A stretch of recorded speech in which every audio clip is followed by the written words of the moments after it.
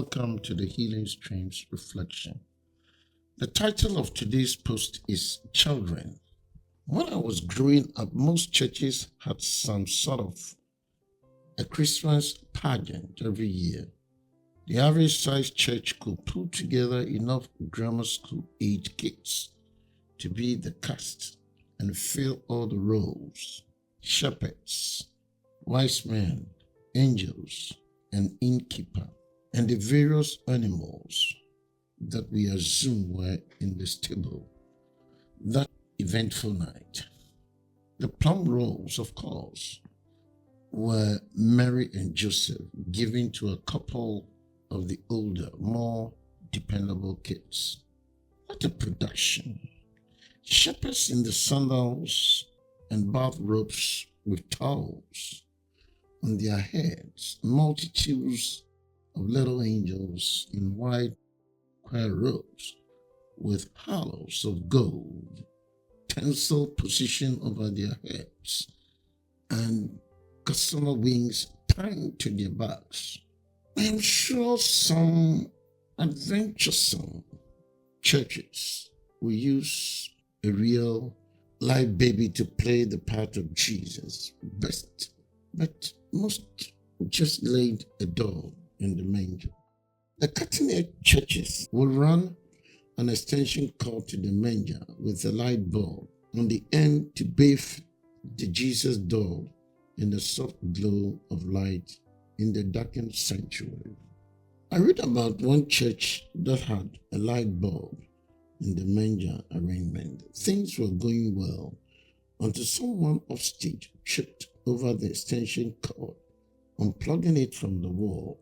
When the light in the manger went out, one of the shepherds, in a much too loud whisper, looked in the direction of the cord and hissed, "Hey, you just unplugged Jesus."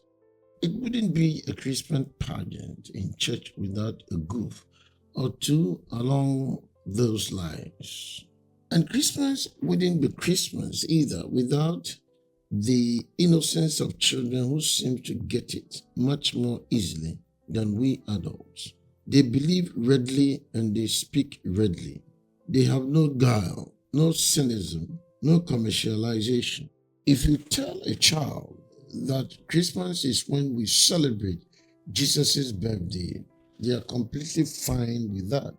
One family I read about had a tradition of setting an extra empty chair at their Christmas Day dinner to symbolize the presence of Jesus at their family's birthday celebration for him. After all, the presents had been opened on Christmas morning. The grandmother asked her little granddaughter, "Did you get everything you wanted for Christmas, dear?"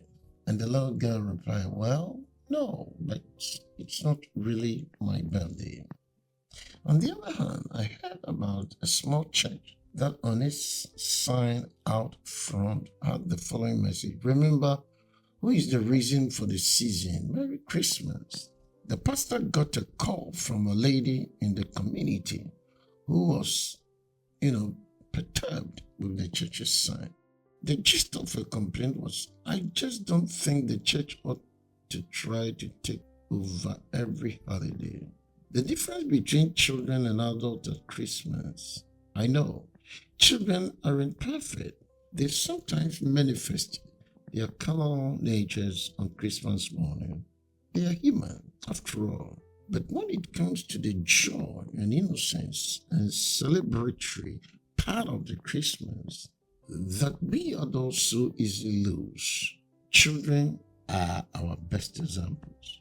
I believe every adult Christmas will be better if they will spend those weeks thinking more like a child and less like an adult.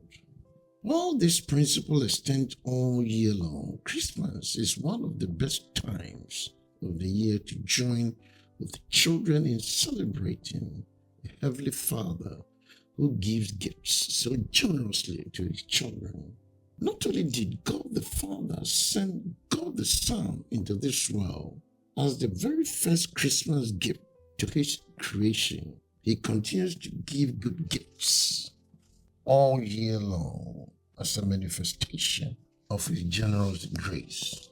The Apostle James called them good and perfect gift, James chapter 1, verse 17.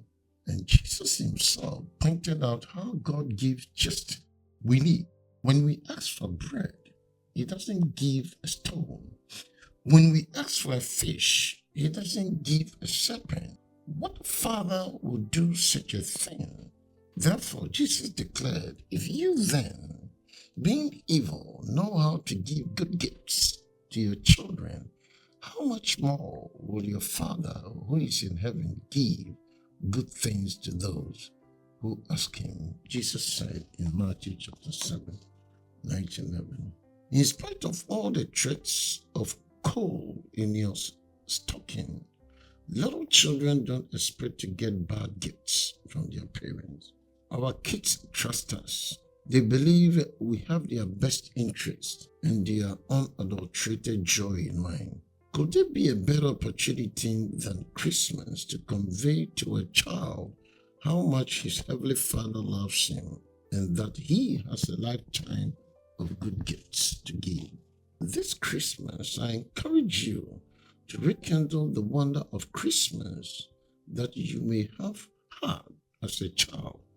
Be excited, be playful, be as extravagant as you can, and be a model of the excitement God has when he bestows gifts on us. And if you are feeling blue this Christmas, find a kid and brew up some hot chocolate, and you will discover afresh why children are one of the ways of Christmas. Beloved, let's rekindle the wonder of Christmas that you and I may have had as a child. Thanks for listening, and may the good Lord richly bless you.